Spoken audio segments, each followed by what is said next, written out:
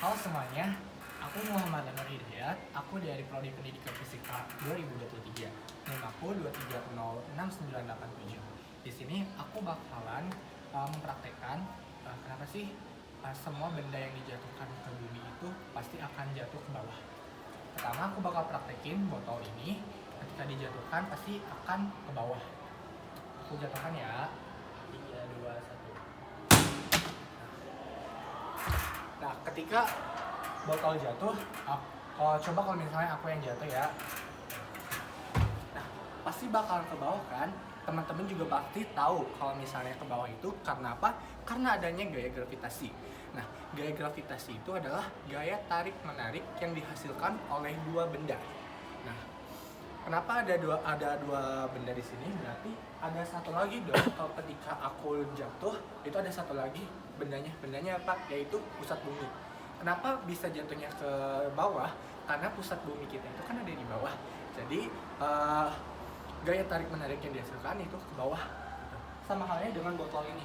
Ketika botol dijatuhkan, berarti kan ke bawah karena gaya tarik menariknya itu ke pusat bumi yang ada di bawah. Nah, untuk lengkapnya aku bakal jelasin di video pembelajaran kali ini. Yuk, stay tune.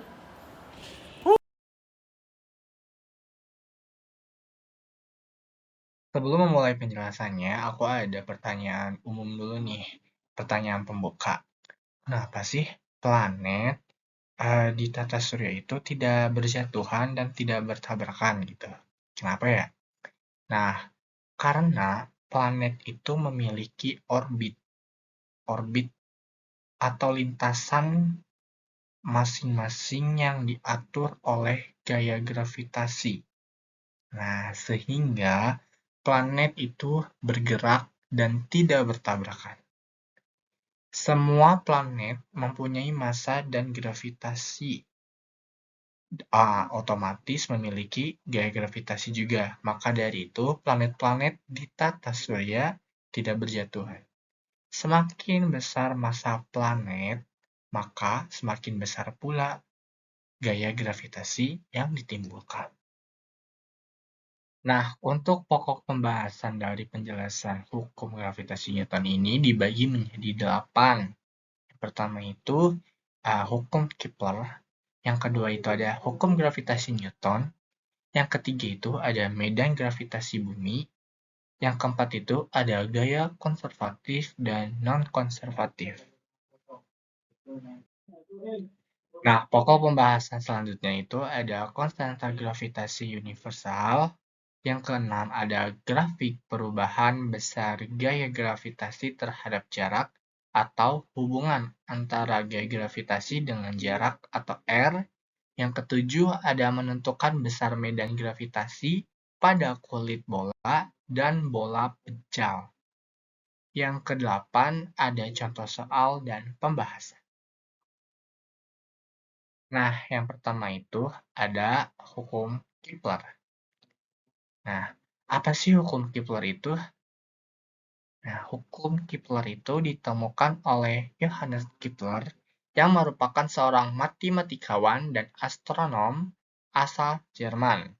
Sebelum Kepler mengemukakan hukumnya tentang gerak planet yang mengelilingi matahari, manusia zaman dahulu itu sudah menganut paham geosentris, yaitu paham yang membenarkan bahwasannya bumi adalah pusat alam semesta. Menurut Claudius Ptolemeus, seorang astronom dari Yunani, bumi itu berada di pusat tata surya dan matahari beserta planet-planet lainnya itu mengelilingi bumi pada lintasan yang melingkar. Nah, pada tahun 1543, astronom asal Polandia bernama Nicolaus Copernicus menemukan model heliosentris,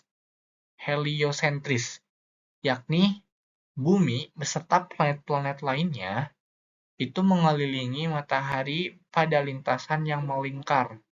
Namun, kedua model tersebut masih memiliki kekurangan, yaitu tidak adanya keselarasan antara lintasan dan juga orbit planet. Akhirnya, pada tahun 1609, Kepler menemukan bentuk orbit yang lebih cocok untuk terbentuknya elips, yang berbentuk elips, bukan lingkaran, dan menjelaskannya dalam 3 hukum Kepler. Nah, ini untuk gambar pertama itu untuk model geosentris yang dikemukakan oleh zaman dahulu, yaitu Ptolemeus.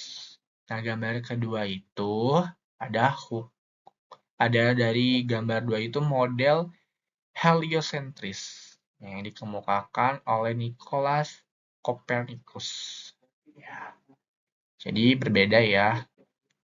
Kemudian, ketiga hukum Kepler. Yang pertama itu semua planet bergerak dalam orbit elips dengan matahari di salah satu fokusnya. Yang pertama. Yang kedua itu garis yang menghubungkan tiap planet ke matahari itu menyapu luasan yang sama dengan waktu pula yang sama. Kemudian, yang ketiga, kuadrat periode tiap planet sebanding dengan pangkat 3 jarak rata-rata planet dari matahari.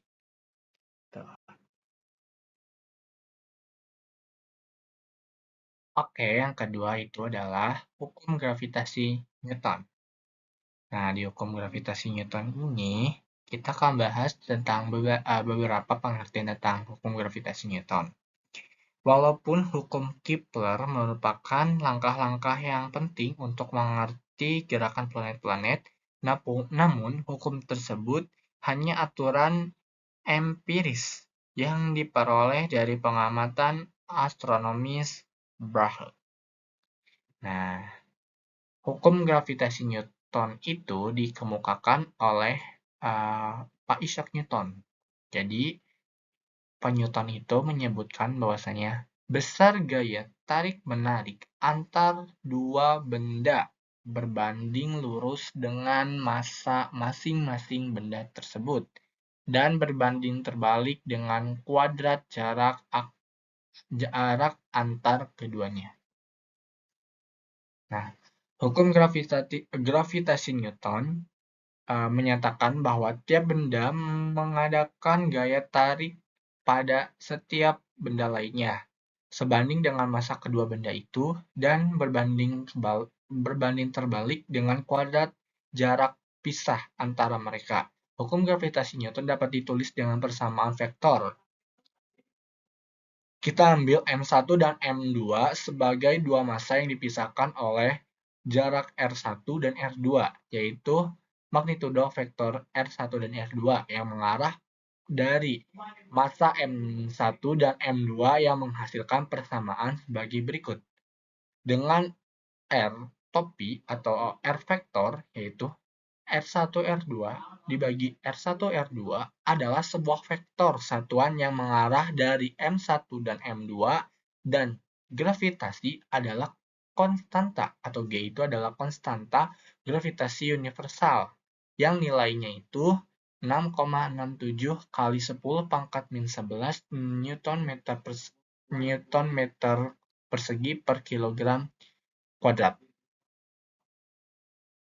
Nah, sedangkan untuk penulisan demikian atau F sama dengan GM1 M2 per R kuadrat tidak ada vektornya dari hukum ketiga Newton, yaitu gaya F21 yang dikerjakan oleh massa M1 M2 adalah minus. Jadi ketika minus itu positif. Jadi minus ketemu minus jadi positif. Artinya bahwa F21 atau F12 sama besarnya dengan F21. Tetapi hanya arahnya saja yang berlawanan. Nah, hukum gravitasi Newton juga dikenal sebagai hukum gravitasi umum Newton. Adalah konsep fundamental dalam fisika yang ditemukan oleh ilmuwan Sir Isaac Newton pada tahun 1687. Nah, hukum Newton mengembangkan interaksi gravitasi antara benda-benda yang saling menarik satu sama lainnya. Pada buku Newton yang berjudul Philosophy Naturalis Principia Mathematica atau dalam bahasa Latin berarti prinsip matematika dalam filsafat alam, Newton itu menjelaskan bahwasanya setiap partikel yang ada di alam ini besarnya sebanding dengan perkalian massa benda kedua partikel dan berbanding terbalik terhadap kuadrat jarak kedua partikel tersebut. Pernyataan tersebut saat ini menjadi di mana saat ini itu di bidang mekanika klasik atau mekanika Newton. Oke. Nah, yang ketiga kita akan ngebahas apa sih? Ngebahas tentang medan gravitasi. Nah, kita lihat tuh di gambar bahwasannya ada medan gravitasi. Dari medan, medan itu artinya area atau tempat gitu, area atau tempat atau ruang. Nah, medan gravitasi adalah ruang atau area di sekitar benda yang masih dipengaruhi oleh gaya gravitasi. Besarnya medan gravitasi adalah nilai percepatan total yang diberikan kepada benda yang bergerak dari suatu tempat karena gabungan dari gaya gravitasi dan gaya sentrifugal dari rotasi benda tersebut. Nah, medan gravitasi atau percepatan gravitasi dipengaruhi oleh gaya gravitasi sendiri, di mana besarnya itu dinyatakan sebagai kuat medan gravitasi atau G kecil, yaitu gaya gravitasi tiap massa medan gravitasi atau biasa disebut juga percepatan gravitasi. Nah, pada presentasi ini, medan yang dimaksud itu adalah bumi. Nah, tadi kan di gambarnya itu kan ada bumi, terus ada arah panah-panah itu berarti ada ruang atau area di sekitar medannya itu sendiri. Oke. Nah, jika dirumuskan secara matematis, yaitu G itu sama dengan F per M. Nah, F itu kan tadi kita ketahui bahwasannya F gravitasi itu adalah G M1 M2 per R kuadrat M. Nah, maka didapatkan G itu ada G kecil adalah G besar atau konstanta gravitasi dikali massa per R kuadrat.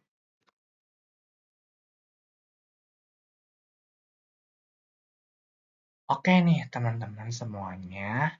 Pembahasan yang keempat itu tentang apa? Tentang gaya konservatif dan gaya non-konservatif. Jadi pembahasan ini tuh sempat dibahas waktu ketika kita belajar tentang usaha dan energi. Oke, kita lihat di sini ada lintasannya warna biru yang melingkar-lingkar, ada lintasan merah yang langsung lurus gitu. Dan ada lintasan hijau yang berbelok satu arah.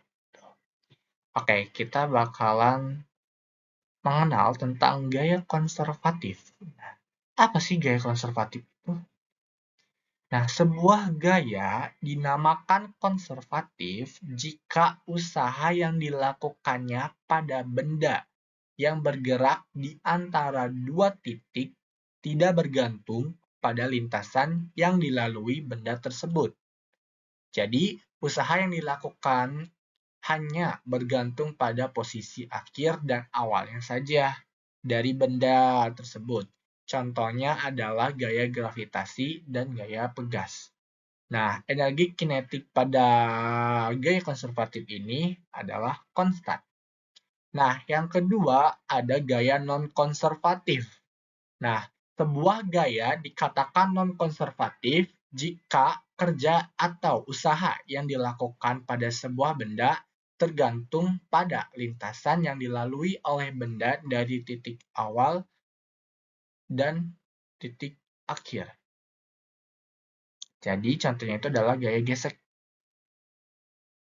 Jadi kalau misalnya gaya konservatif itu gak atau usahanya itu tidak tergantung pada lintasan awal dan akhirnya. Kalau misalnya gaya non-konservatif itu tergantung pada lintasan awal dan lintasan akhirnya.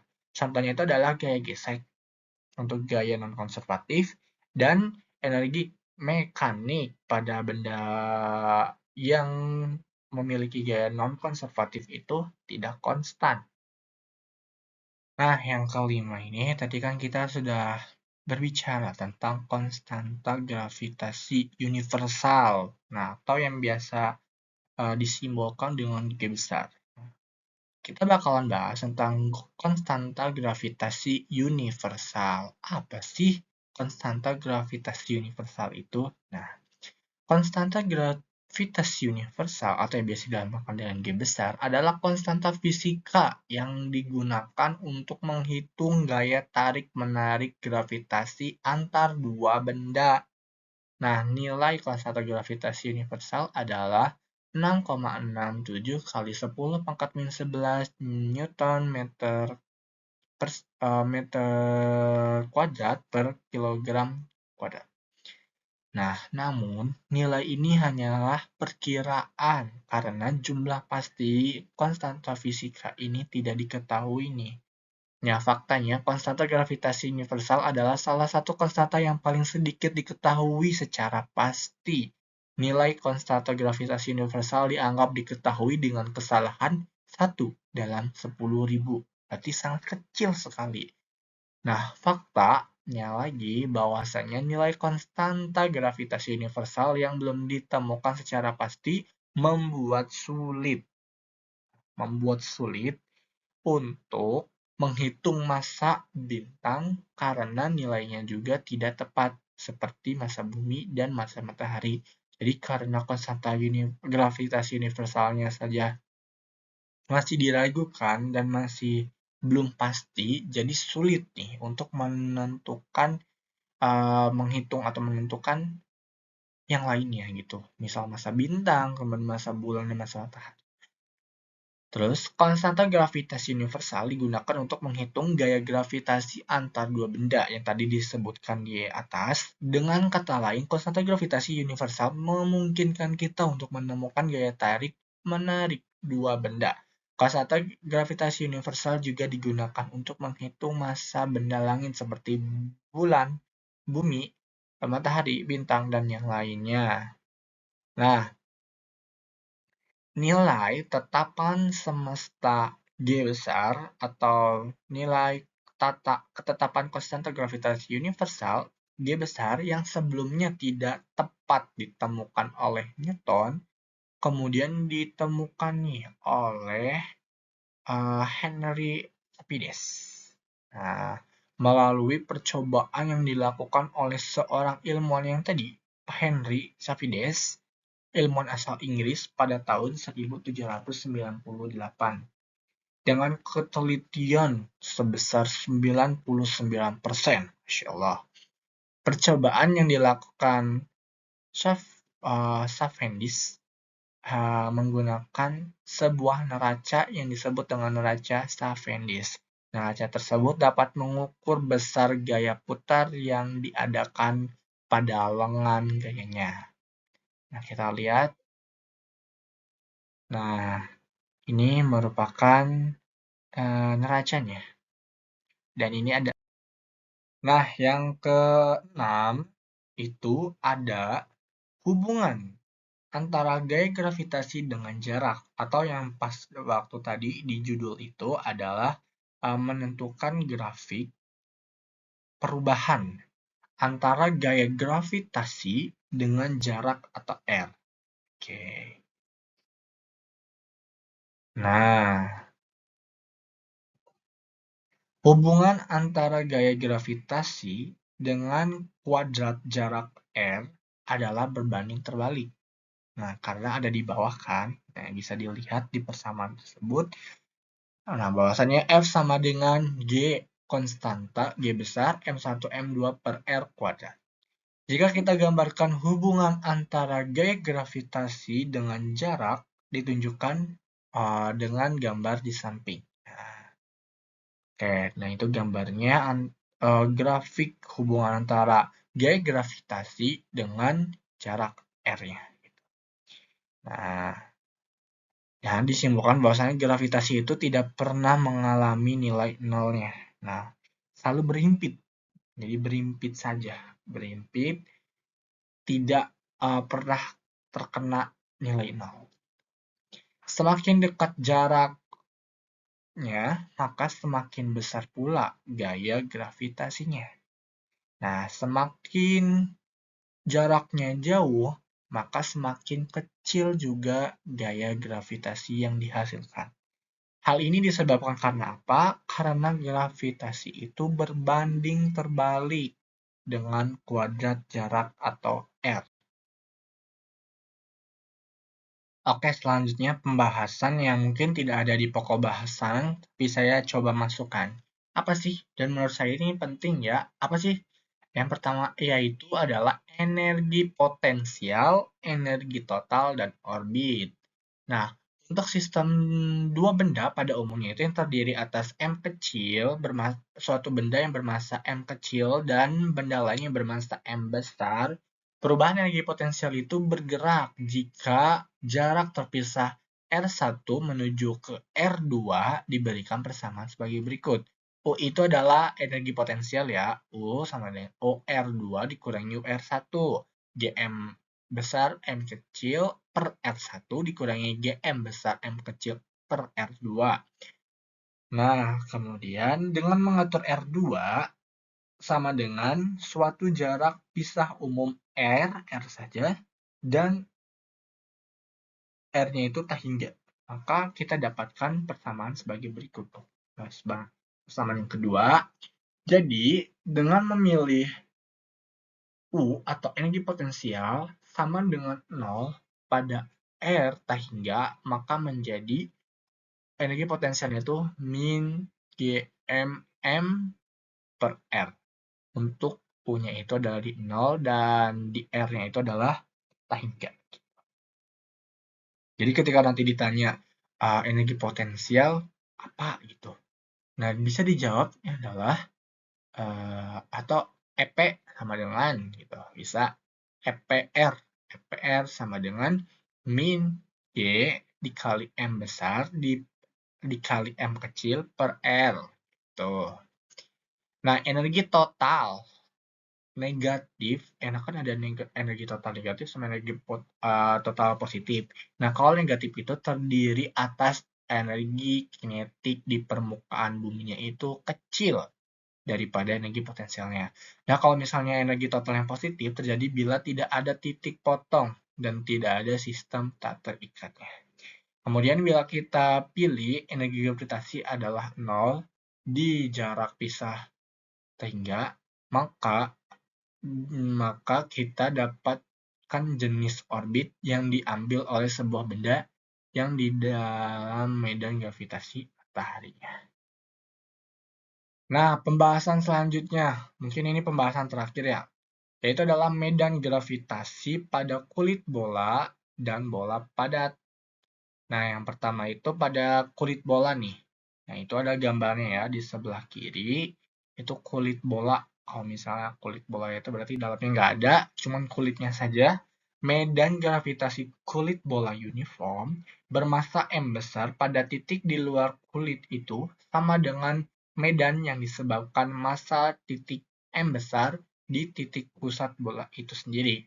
Di dalam kulit bola uniform, medan gravitasinya adalah 0. Secara sistematis adalah G sama dengan min Gm per R kuadrat dikali vektor R dengan R-nya itu adalah kurang R kecilnya itu lebih besar daripada R besar. Dan G-nya itu ketika 0 dengan R kecilnya itu kurang dari R besar.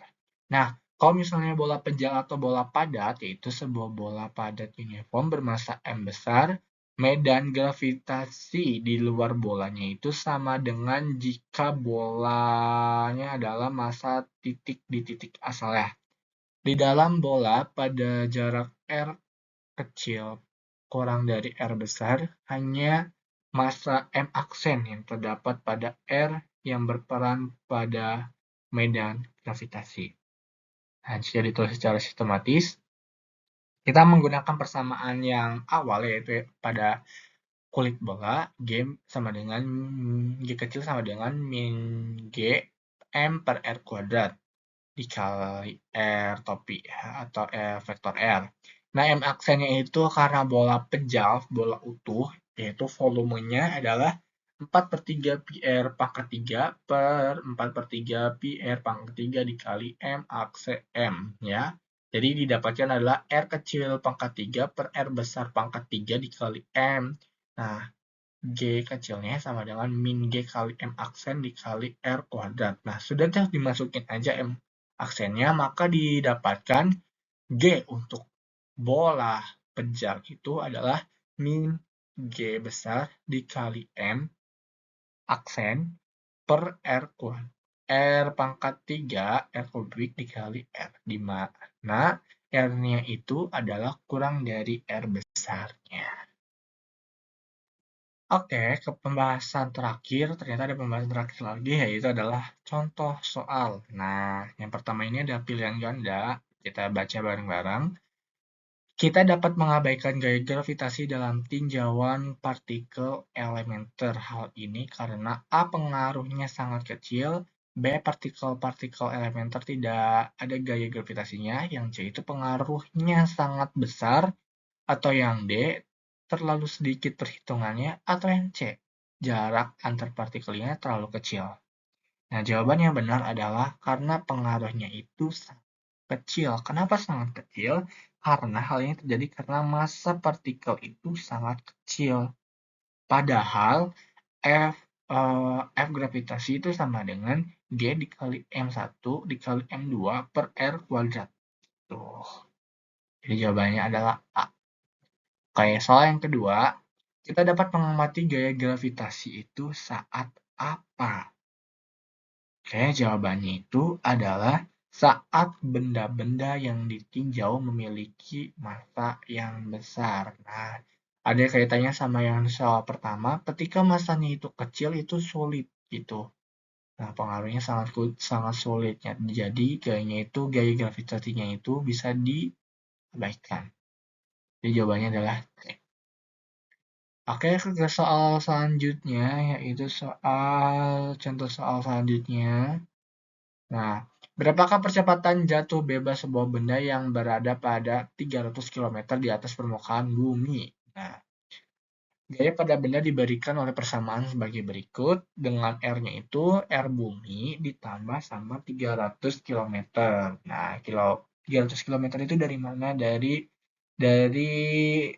di atas permukaan bumi, bendanya itu jatuh 300 km. Nah, dengan demikian percepatannya itu A sama dengan F per M, maka dimasukkan F-nya itu adalah GM bumi per R pangkat 2. Nah, kenapa bisa seperti itu? Penjabarannya itu F-nya itu kan dimasukkan tuh GM1 M2 per R kuadrat per R kuadrat per M. Nah, M-nya itu nanti sama dihabis, ada yang saling menghabiskan gitu. Jadi, R pangkat 2-nya tetap, M-nya ya benar persamaannya. Kemudian, alih-alih mensubstitusikan nilai G dan M bumi ke dalam persamaan ini, kita dapat menggunakan persamaan A sama dengan F per M kali G massa bumi per R kuadrat massa bumi ya. Nah, G-nya itu kan 9,8, kan untuk G-nya 9,8. Untuk menuliskan perkalian antara GM bumi dalam jari-jari dan percepatan gravitasi jatuh bebasnya itu G di dekat permukaan bumi diberi persamaan sebagai berikut. G massa bumi sama dengan G kecil R kuadrat bumi. Nah, dengan demikian percepatan pada jarak R itu adalah A sama dengan GM bumi per R kuadrat bumi, yang atas sama dengan GR kuadrat R kecil kuadrat bumi per R kuadrat itu sama aja dengan G kecil R kuadrat bumi per R, atau bisa di ini. Nah, karena R-nya itu adalah 6.370 km, maka dijumlahkan dengan 300 menghasilkan angka 6.400 km. Maka diperoleh A-nya itu sama dengan GR kuadrat bumi per R kuadrat. Nah, G-nya itu tadi berapa? 9,8 karena di bumi. Kemudian R kuadrat bumi itu 637. Ya, 637 itu R bumi per 6.400 itu dari si bumi ditambahkan sama si benda jatuhnya itu. Maka dihitung, dikalkulasi, hasilnya menjadi 9,7 meter per sekon kuadrat. Oke, itu tadi dia contoh soalnya. Oke, terima kasih banyak. Mohon maaf bila ada kesalahan. Saya meminta saran dan kritik terbuka untuk semuanya.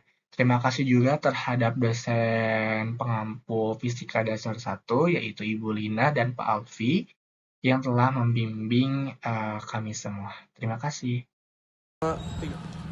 Nah, itu tadi penjelasan dari hukum gravitasi Newton. Semoga dapat dimengerti dan dapat dipahami ya. Dan ketika aku juga minta saran dan masukan kepada kalian semua. Terima kasih. Dadah.